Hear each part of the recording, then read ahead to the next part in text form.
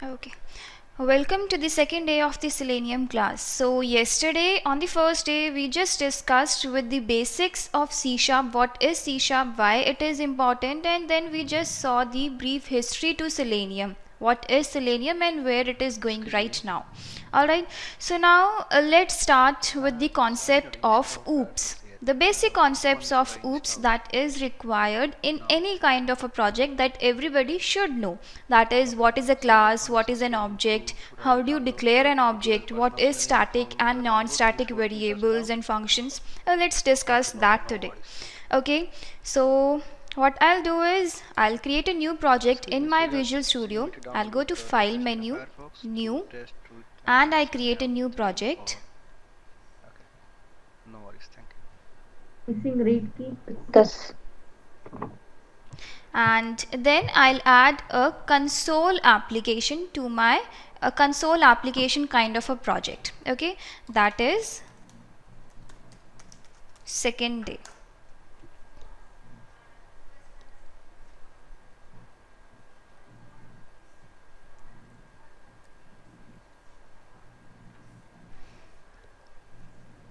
Okay, hold on.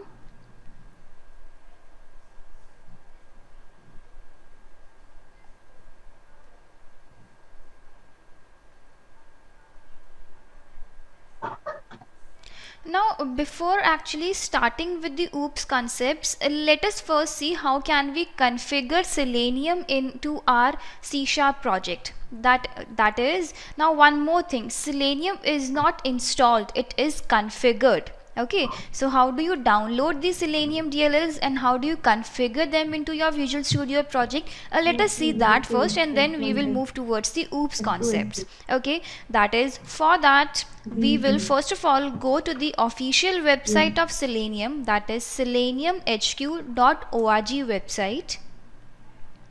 Alright, and then we go to the download section, and then I think I have told you yesterday as well how can you download the Selenium DLLs, right? So if you go to the download section from the official website of Selenium, out here you can see the C#. For the C# you can download the Selenium DLLs from here.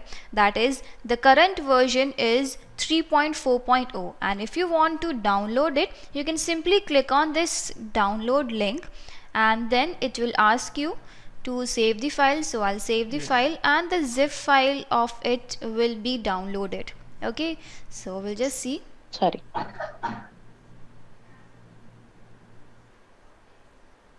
Yeah, I understand. Okay, so it has been downloaded, before I was saying, I thought it's in then you Nunit. see that the zip file is downloaded. I'll first of all extract it. Okay, and then I'll just keep it in my directory. Okay, we have this Selenium 3.4.0 DLLs with us, right? So when you open this folder, you get two more folders, that is net35 and net40. Okay, so we go to the net40 folder, and inside here you can see the DLLs of Selenium, that is this How do you add DLL, a one, class, this, and like in 3 which DLLs. So tutorial 3 DLLs come up with the Selenium package that you need to configure in your Visual Studio project in order to work with the WebDriver. Alright, okay, so we have downloaded the Selenium DLLs, and then now in order to configure them, how do you configure the Selenium DLLs into your project? That is, and then yesterday also I have told you, where do you keep all your DLLs? We keep all our DLLs under this references folder, right? So what we will do is, I right click on the references folder, and then you have an option add reference. So I go to add reference, and then we browse to our location where we have kept our Selenium DLLs. Right, so here it is under the Selenium folder. We have Selenium.NET 3.4.0. I go to the net40 folder, and these are the 3 DLLs that we will include into our Visual Studio project. Okay, and I click on OK.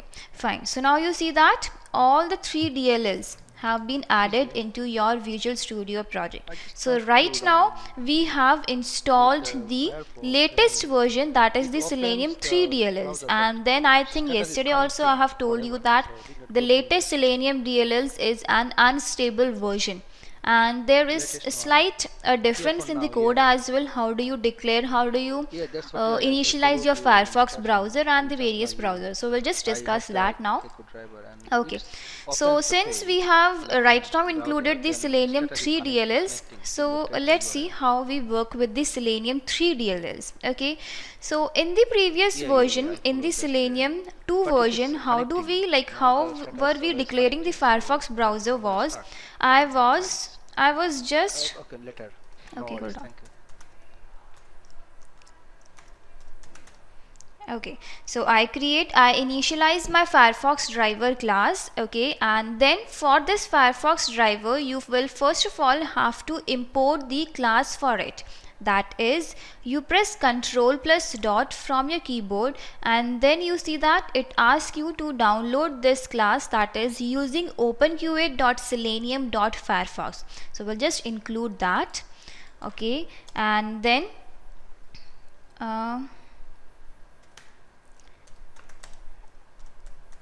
I create the object of my Firefox driver class. So in the previous version of Selenium, we were declaring the Firefox driver class simply like this. That is, we were just creating the object of the Firefox driver, and when we try to execute it, if I run this program,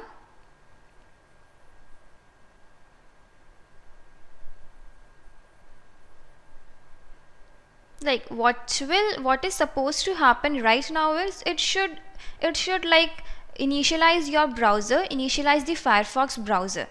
Okay, a blank Firefox browser would be enabled.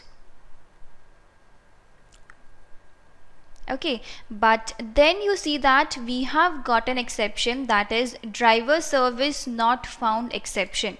The error says that the gecko-driver.exe file does not exist in the current directory or in a directory on the path environment variable. So this error you will get, and then I have seen many people asking me, I am getting this error, how to resolve this error.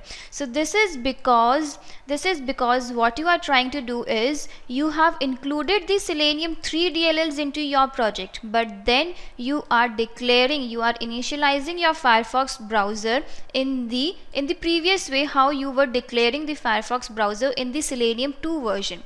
But then I told you that if you are working with the Selenium 3, then if you are working with Selenium 3 version, then for that there is slightly a different way how you declare the Firefox browser. And then one more thing, with Selenium 3 your Firefox latest would work, but with Selenium 2, if you are working with Selenium 2, then you will have to work with the Firefox 37. So this point also keep in mind. The Firefox, the Selenium and the compatible Firefox version with it. Okay, so these are this is the common mistake that everybody do, and then they keep on asking me how to resolve this error. So this is just because of the latest version of Selenium. Yes.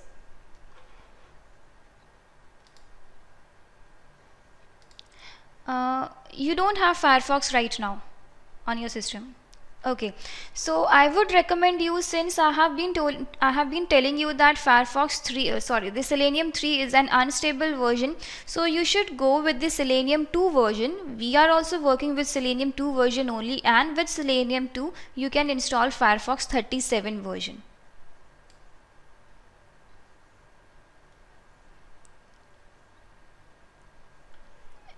Yes, I'll tell you how, from where you can download the Selenium 2 DLLs as well. Okay. Yeah. Okay.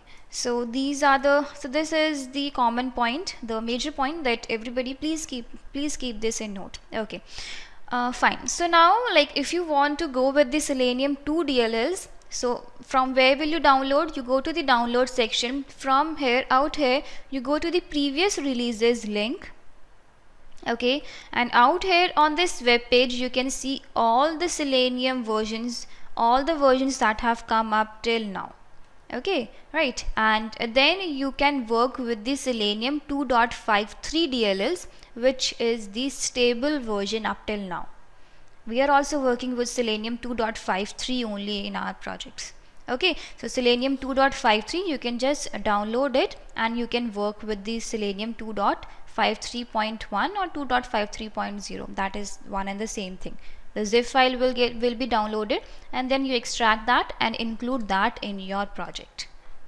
Okay, so let's see first with the Selenium 3 how you work with Selenium 3, how you initialize your Firefox browser, and then we'll work with the Selenium 2 DLLs only when we will be working with our more topics of Selenium, and the frameworks also will be configuring the Selenium 2 DLLs. Okay, right? Yes.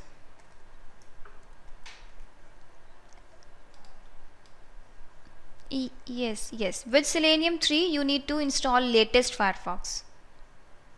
Yeah. Okay. Fine. So now we have Selenium 3, and then how do you declare the Firefox browser in Selenium 3 is, for that, first of all, we have seen the error as well. The error was saying that you need to install the GeckoDriver.exe file for the Firefox browser. Okay, that is we need to set the path of the GeckoDriver.exe, right? So how do you do that? So first of all, we have to create the object of the, that is, I'll initialize the Firefox driver service is equal to Firefox driver service dot create default service, and then inside this you need to pass the path of the GeckoDriver.exe file. Okay, and where is the GeckoDriver.exe file? From where can you download the GeckoDriver.exe file?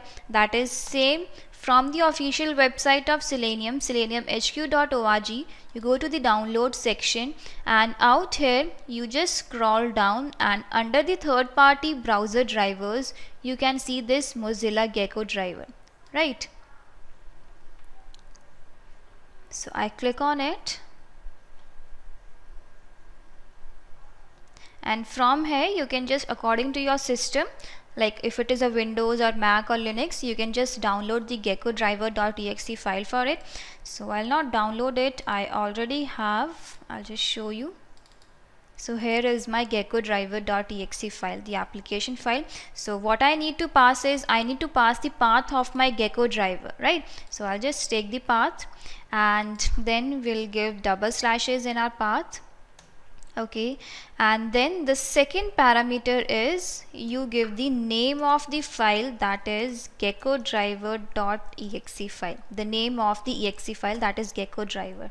Okay, and then with this service object we also need to give the path of our Firefox browser, that is where is your Firefox browser installed in your system.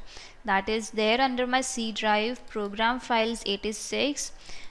Here you have your Mozilla Firefox, and under this directory you have your Firefox.exe file. So you just take this path and give it over here.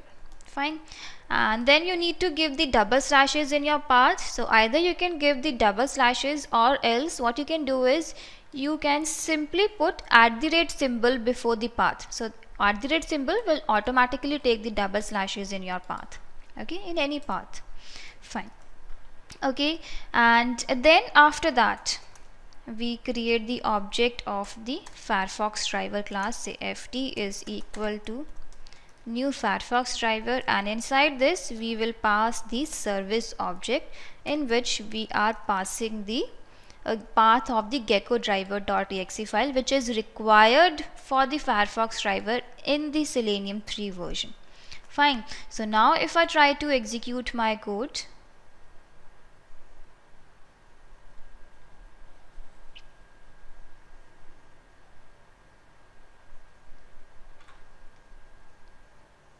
so now you see that it has now launched a blank Firefox browser. Since right now we are not doing anything, we are just trying to launch the Firefox browser, which has been done. Okay, so this is how you initialize your Firefox driver in the Selenium 3. Okay, and then if I see my Firefox version, then my Firefox version is 54. That is, I told you with Selenium 3 you need to work with the latest Firefox version. Latest Firefox will only work with Selenium 3. Alright, okay, so this was just about, like, this is just an introduction how you configure the Selenium tutorials, and we'll come back to this topic as well. Let us first of all now switch on to the concept of OOPS. Okay, what is a class, what is an object? Let us discuss that first, and then after that we'll come back to this Selenium basics as well. Okay, so I'll just create a new class in my project, add new item, and then I'll add a new class, say friend class. I'll declare it as public. Okay, now what all properties will a friend have? Any friend will have, that is, we have the name of the friend, and we have the, say suppose, the phone number of the friend. These are the two properties that every friend has. Okay, right, so we have the friend class, and then I'll just add one more class.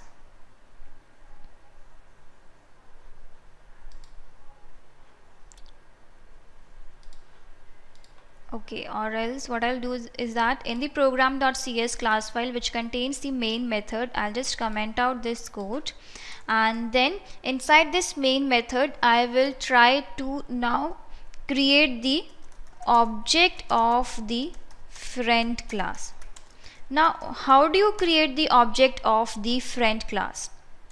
That is, if I say new friend, so when you say new friend, new followed by the name of the class, you are declaring, you are creating the object of the friend class.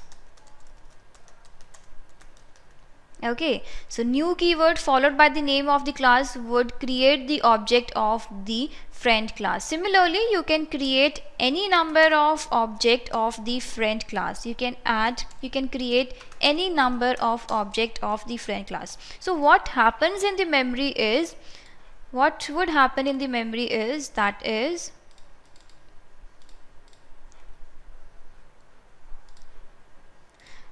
in the memory right now we have declared 3 objects of the friend class, and every object would have the 2 properties, that is the name and the phone number of the friend class. The name and the phone number of the friend class. All the 3 objects would have the 2 properties, name and the phone number of the friend class. Okay, fine. Now, and then if you want to assign the values to this class, to these 2 properties, you can do that as well. That is, okay, before declaring the values to each and every object of the friend class, let's discuss one more concept. That is, now out here we have created the object of the friend class with the help of the new keyword, right? And then there is one more concept, object reference. Now object, what is an object and what is the object reference?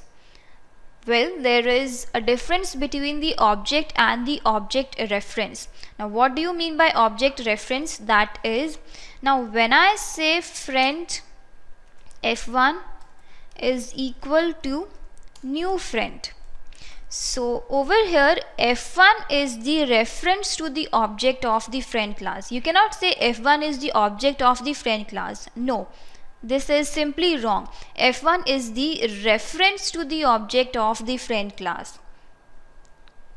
Okay, right. And similarly I can also say friend f2 is equal to new friend, and similarly you can create any number of friends references into your particular class. Okay, so now what is actually there is, so right now, okay, I'll just, So right now we have two objects. Both the objects have the two properties in it, the name and the phone number. Similarly, the second friend, name and the phone number. So now when we say friend f1 is equal to new friend, so that means this f1 is pointing towards the first friend and f2 is pointing towards the second friend. Okay, so f1 has the name and the phone properties and f2 also has the name and the phone properties. Alright, and similarly, like, and then if you want to, you can give the value to each and every friend. That is, I say f1 dot name is equal to, that is, you give any name, say, and similarly I say f1 dot phone number is, you give any number. Okay, and similarly for the second friend also we can assign the values. f2 dot name is some name, and similarly f2 dot phone number is any number. Okay, and then if you want to print the name and the phone numbers of the two friends, then we can do that as well. That is, for that, how do you print anything? You say console dot write line and then you say f1 dot name, and similarly console dot write line f2 dot name. Alright, fine. Okay, so this is how you can just access the properties of the friend class by calling it with the object reference. So now what is there is the two objects are there in the memory. So now the name of the first friend is A and the phone number of the first friend is 1000, and similarly the name of the second friend is B and the phone number of the second friend will be assigned in the memory. So this is what is happening in the memory. When you assign anything to any object, to any property of any class, this is how it is assigned in the memory. So this is what is happening in the memory. Alright, so now if I try to execute my code, okay, the program did run, but then the output screen vanished away. Now anybody can tell me why it is so?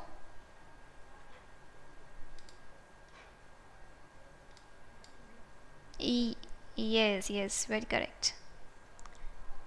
Yeah, so because we have to write console dot read key. We have discussed this concept yesterday.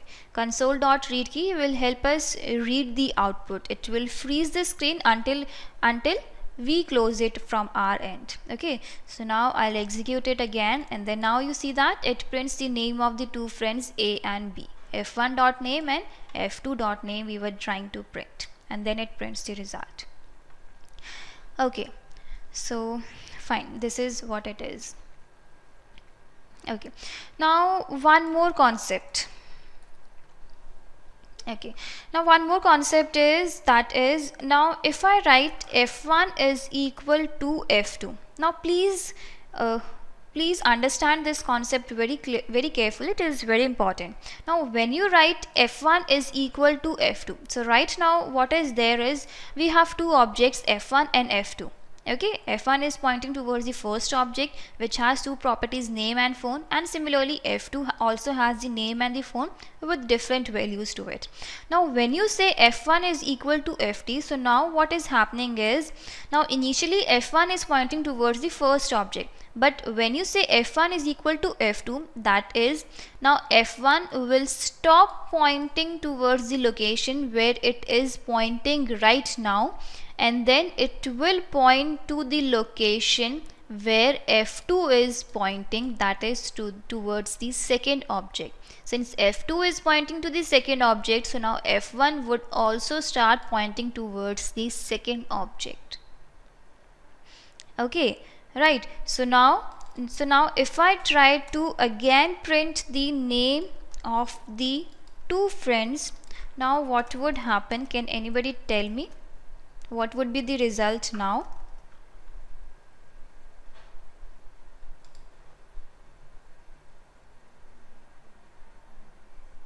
Yes, what would be the value? A or B? What would be the value? B. Okay. Okay. Is anybody else wants to try?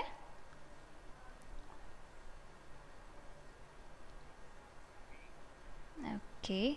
Okay. Okay. Let's see what is the result. Uh-oh. Okay. So now I execute it again.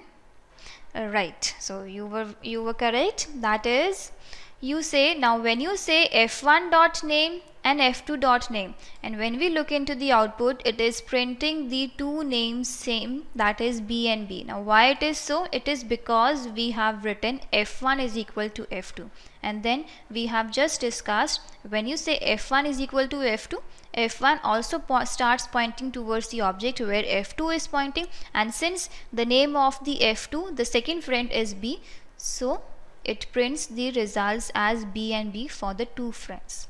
Okay, so this is what is the, just understand this concept clearly. Yes, everybody got it? How is the result printed?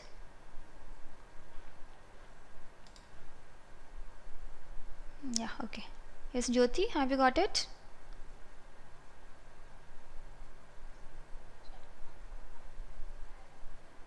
Yes, have you understood?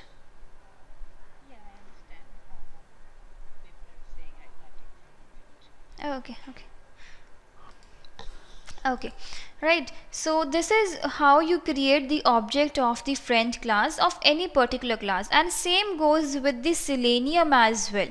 Okay, now let's move towards the Selenium concepts. And then one more thing, will not, like, it is not like that in our class we will first of all learn C sharp and then after that we will move to Selenium. It's not, we will not be doing that. We will be learning Selenium and C sharp side by side simultaneously, so that we can correlate the topics with the Selenium as well, so that it will be easier for you as well to learn how you can correlate, how you can create the object. Now right now we have studied the concept of creating the object, so now let's see the same thing in Selenium as well. Okay, so that it will be easier for you also to learn. Okay, so fine, so we have this. Now what I do is I'll just add a new class. Okay, that is, say, Selenium basics. Okay, I'll declare it as public, and then I'll just add a main function to it.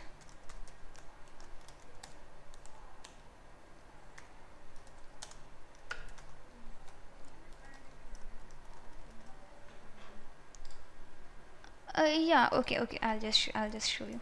So what you do is you just right click on the name of the project. Okay, you right click on the name of the project, that is second day, and then we have an option add. Can you see add option?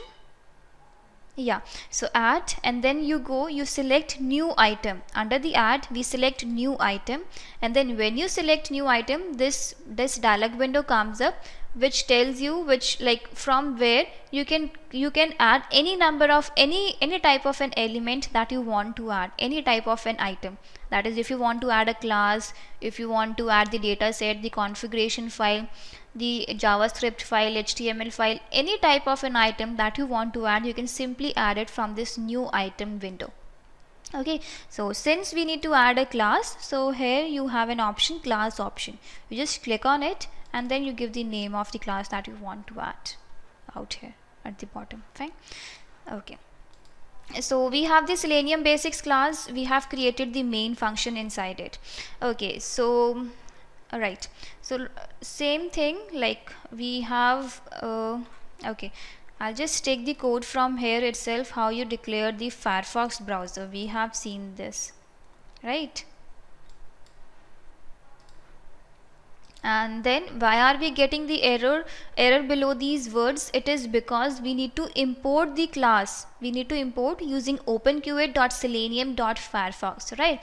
So how you import the class? That is, either you can hit Ctrl+dot from your keyboard, or else if you can see that, we can see this yellow bulb sign, right, with the down arrow.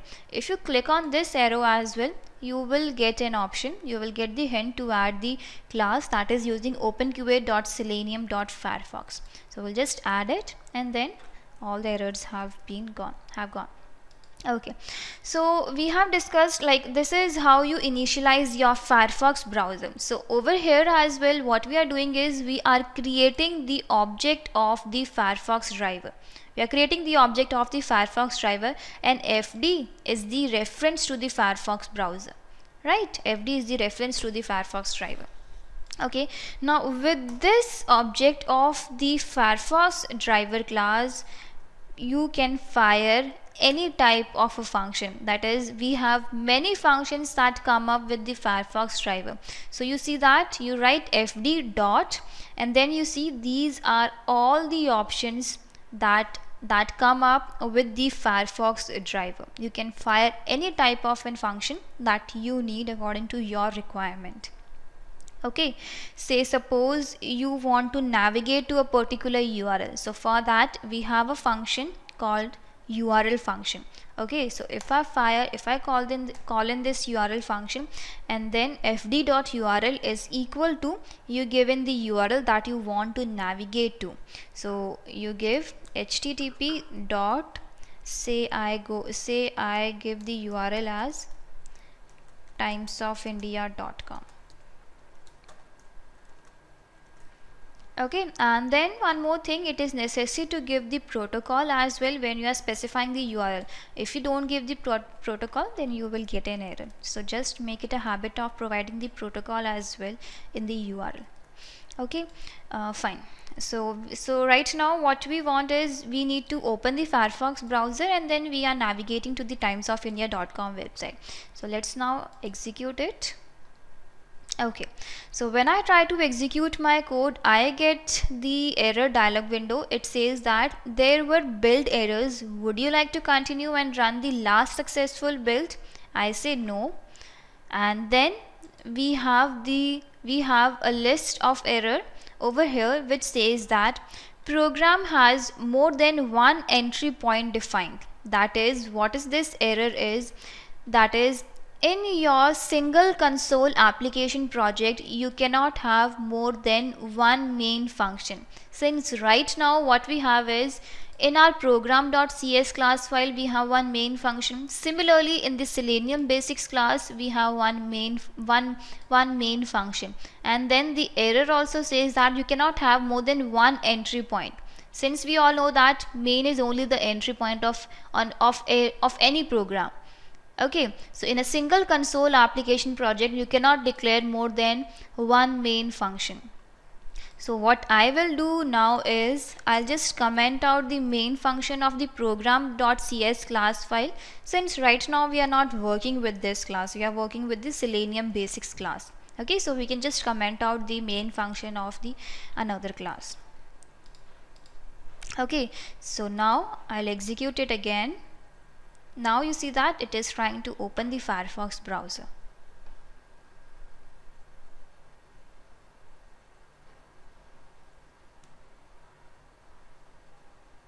Okay, so it opens the Firefox browser, and then it has navigated to the Times of India website as well.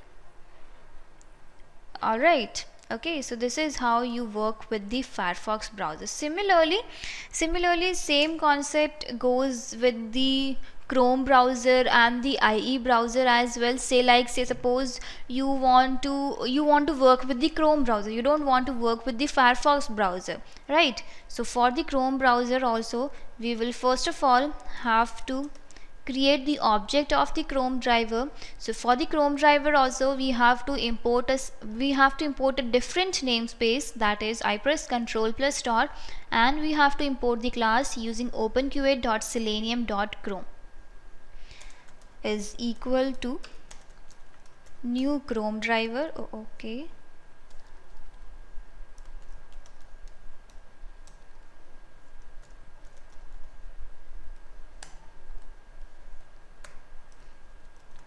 Okay, and then I'll just comment out this Firefox browser, since we are right now working with the Chrome browser.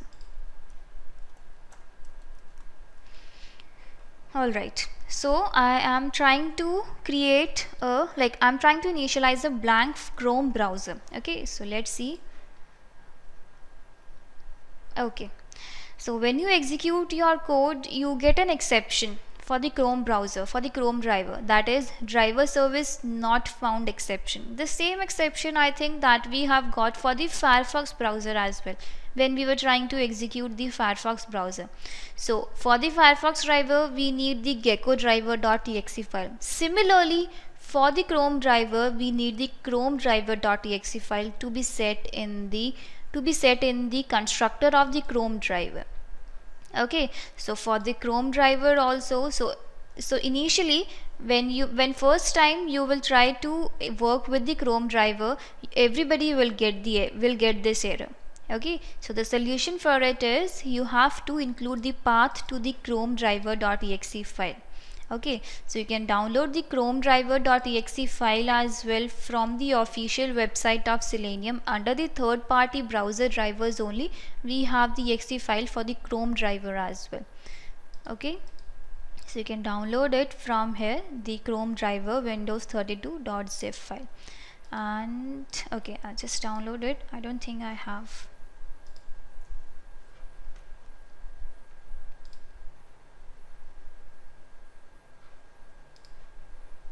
Okay, so this is your Chrome driver. I'll just extract to this. Okay, and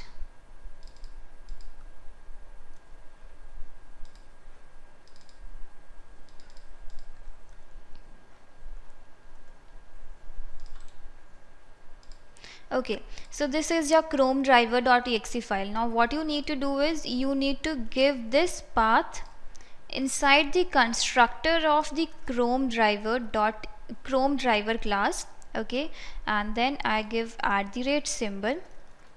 Okay, so for this Chrome driver, that is, first of all we need to set the path in the constructor, then secondly we also need to set this path in the environment variable as well. Okay, so how do you set the path in the environment variable? That is, you go to the properties of your system. I right click properties, advanced system settings, environment variables, and under the system variables you edit the path system variable. Okay, I'll over here path, and I'll edit this path. Okay, and out here you need to add new variable, and then you give the path of your Chrome driver.exe file. Okay, and I click on OK, and okay.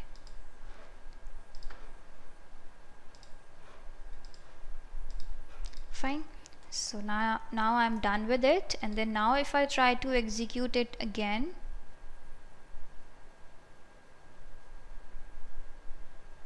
you see that now it is trying to open the Chrome browser. So it opens a blank Chrome browser. Okay, fine, so this is how. And similarly with this object of the Chrome browser as well, you can fire any function that you want.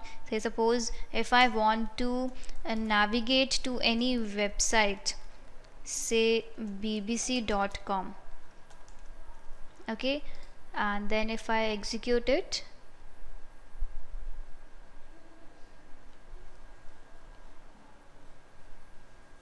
it navigates to the bbc.com website. Alright, so this is how you work with the Chrome browser. And similarly for the IE browser as well, we do the same concept. That is, I first of all will create the object of the Internet Explorer driver. Okay, and for this as well we have to import the class, that is using openqa.selenium.ie, and I create the object of this class. Okay, and I'll just comment out. So in order to comment your code out here in this menu, we have a symbol, we have an icon for commenting the selected lines. Okay, so either you can comment out from here, or else if you want to, or else the shortcut for commenting is you hit Control plus K plus C.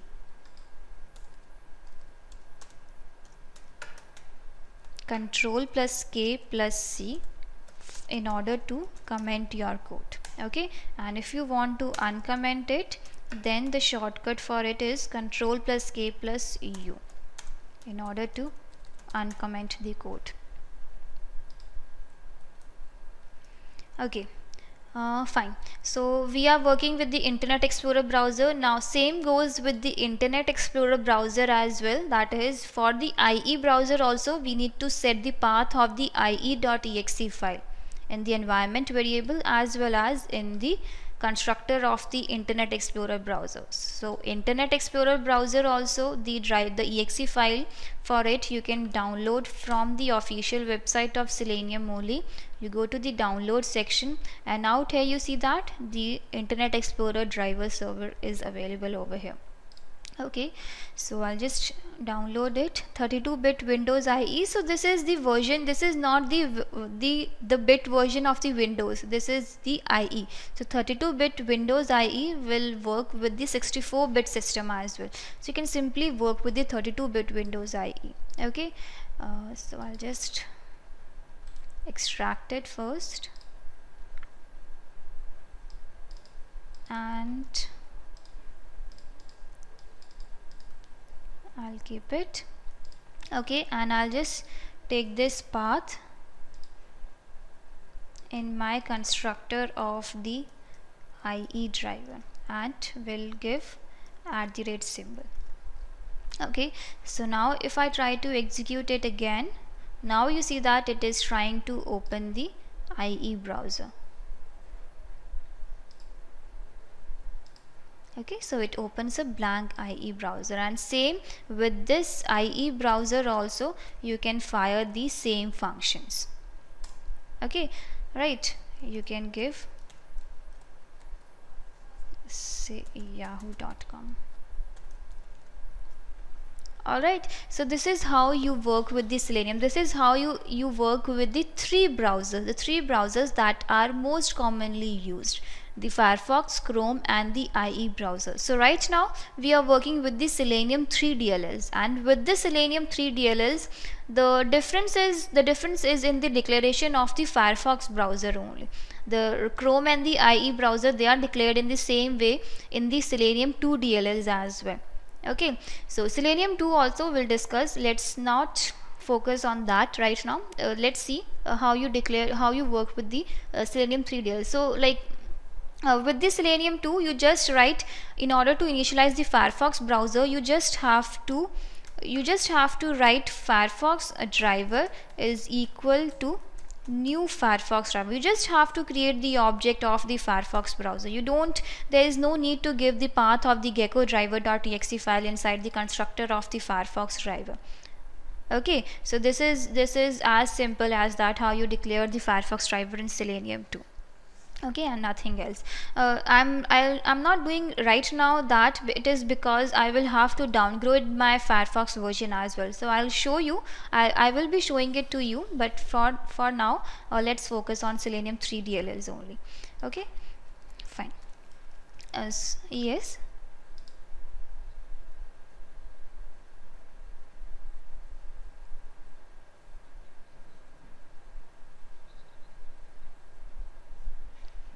You can just off your automatic updates of the Firefox browser, because if you have downloaded the previous version, you have downloaded the latest one. Okay, if you want to work with the latest, so that means you will be working with Selenium 3 DLLs. Okay.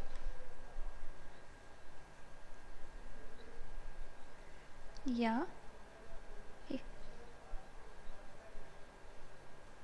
Did not get the URL. Have you did you give this command fd.url?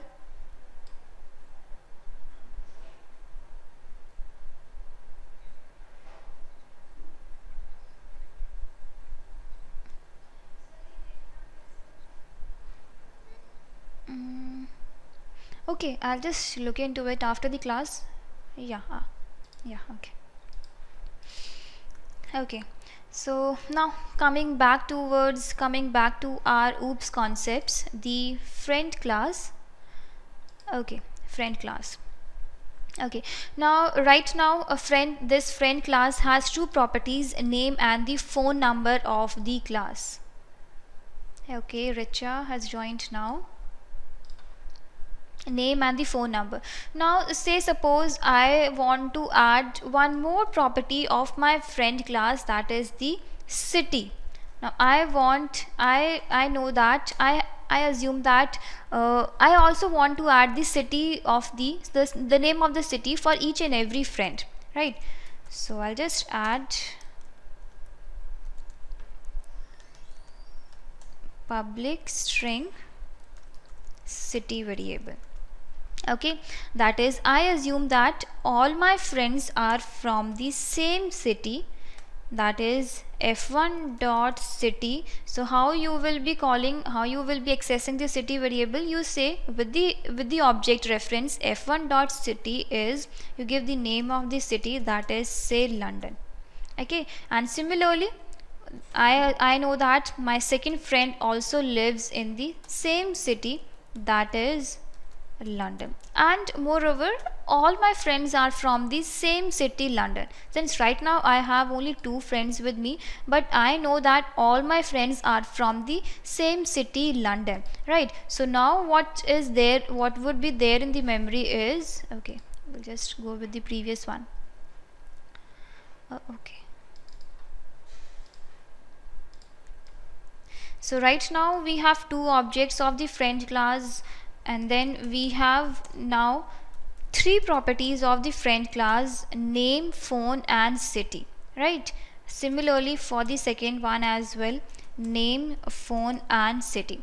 Then the value of the name for the first friend is A, then the phone number is 100, and then the city is London for the first friend. Similarly the second friend's, the name is B, the phone number is this, and second friend also lives in the same city, London. Okay, so this is your first friend, and this is your second friend. Now out here there is one problem. The problem is that this city variable, the value of this city variable is same in both the objects, rather it is same in all the objects, that is all my friends are from the same city, London, right? So that is creating a redundancy in our program. Assigning the value of the city variable same in each and every object, that means we are duplicating the code. So that would then, why to occupy the memory, why to occupy the space in the memory with the same value of the city variable, right? So over here what we do is, we will now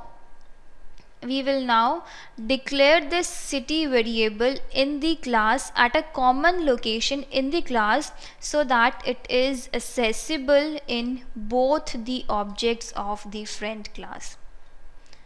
Okay, so we will declare this city variable, we will keep the city variable at a common location in the class, so that it becomes accessible to all the objects of the friend class, so that there is no need to give the value of the city variable again and again in each and every object of the friend class. So how do you do that? You do this, you try to keep this in a common location by declaring this city variable as static.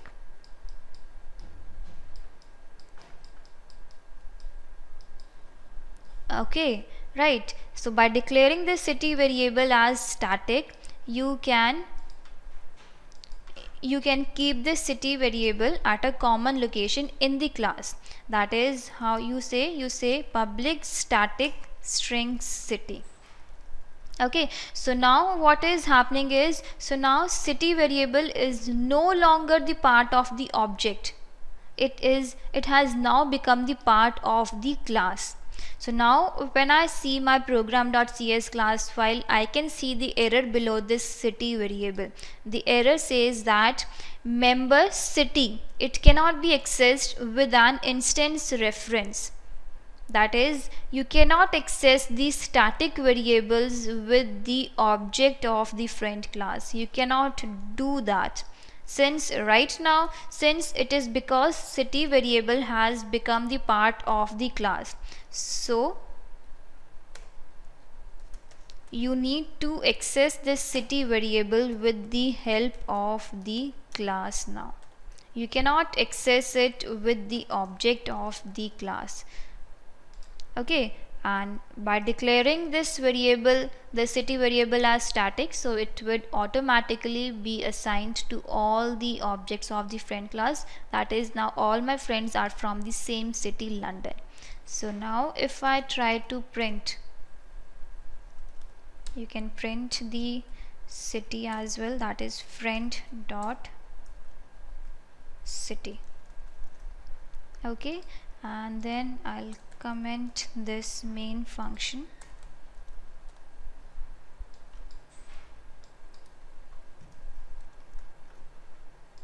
and I execute it. So you see that it prints the city name, that is London. Okay, and same thing, like if you want to declare the functions as well, the same concept goes with the functions also. That is public static void say print city. Okay, and out here you just print the city. Okay, so if you want to access the static functions, so as I told you, static things has to be accessed with the class name, not with the object name. So if you try to access the function with the help of the object, that is f1 dot print city, so you see that we are not getting any option for the print city when we are trying to access it with the object of the friend class. But if I try to access it with the class name, that is friend dot print city, so then you can access it. Okay, so it prints London.